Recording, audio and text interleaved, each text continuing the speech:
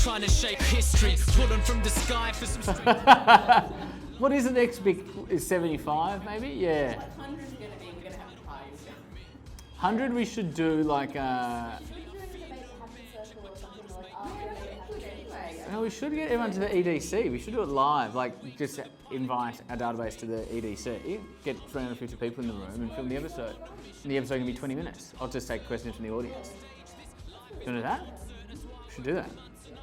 Are you filming? That's fucking awesome. We just developed the concept for episode 100 of Ask Jack D. If you're watching this, then you should come. It's going to be awesome. Yeah, very cool. Theatre style, maybe Friday afternoon followed by drinks. Anything that involves wine is always good. Yeah. Like even if Ask Jack is shit. Beck announced today that she lives on Wine Island and she is the mayor. She's the mayor of Wine Island. That's concerning. Okay, welcome guys to episode 60 of Ask Jack D. Today we're taking a question from Twitter from TC Jules, Troy, who says, Jack, you time travel back to day one of startup. Had 10 minutes with your former you to communicate lessons to save heartache. What is it? Hashtag Ask Jack D. Troy, this is a really good question. And it's actually a question every time I interview anybody, this is the question I often finish with, right? If you could go back to the day before you started your first business, what would you tell yourself? The number one piece of advice I would give my former self is this. I'm very, very clear on it.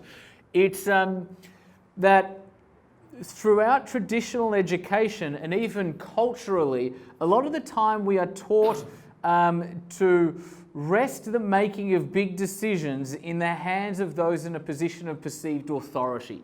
What I mean by that is we go through school and somebody else has the answers and they give us the textbook and we fill out, an exam and then we give it to the teacher and the teacher says, yes, you're right, or no, you're wrong, or whatever it might be.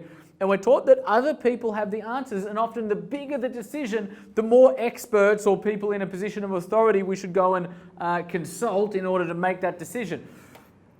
I think life should almost be lived counter to that, right? I think that model almost needs to be flipped.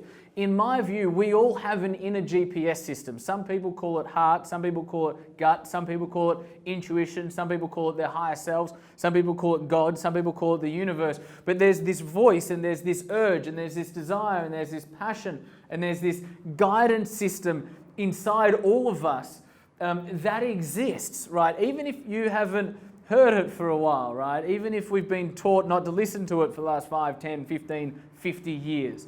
It's there, right? And I think the most powerful thing we can do, particularly as entrepreneurs, but generally speaking as human beings, is give that whisper volume, give that voice weight. The more you listen to that inner voice, the more you trust your intuition, the more you speak about it, the more you act upon it, the stronger the voice becomes and the stronger your intuition becomes. And ultimately, the closer you get to finding what your true purpose is and the better you get at living a life that aligns to that true purpose, right? But it all starts with, firstly, like minimizing the noise of the voices that are around you and the opinions of everybody else and the cultural and social paradigms that everybody's expected to live by, and tuning in with what's true for you. Who are you? What's your path? Where do you want to go? Right? Desire comes from a Latin word meaning of the Father, meaning it's from above, if you like. And often if you can follow your desire, particularly, only if it's good for you, good for others, good for the planet, then that will lead you to really positive places, right? So my number one piece of advice would be when the voice inside your head is louder than the voices outside of your head, that's when you've begun to master your life. It's not to say you're not coachable, right? I'm more advisors, I do more education, I read more books than probably just about anybody I know. However, it is to say that I play the lead role, I'm my own guidance system. Yes, I engage other people for insights and inspiration and help to navigate, but ultimately my intuition, my heart, my higher self will always play the lead role on this journey. And it wasn't always like that. When I started off in business, I probably deferred, like everybody does, too much authority to other people. Bring it back to you, amplify the voice, give weight to the whisper, and watch as your life transforms as you begin to live a life aligned to purpose that makes people everywhere look at you and go, wow, right? I really want to ask this question to our community. What is the number one piece of advice you guys would give to yourself the day before you started your first business, or if you haven't started a business yet, the day before you started the current job that you're in? What is the number one piece of advice you would have given yourself? In the comments below, I'll be there. Let's have this discussion. Thank you for asking this question, Troy, for episode 60 of Ask Jack D. I look forward to speaking with you guys tomorrow.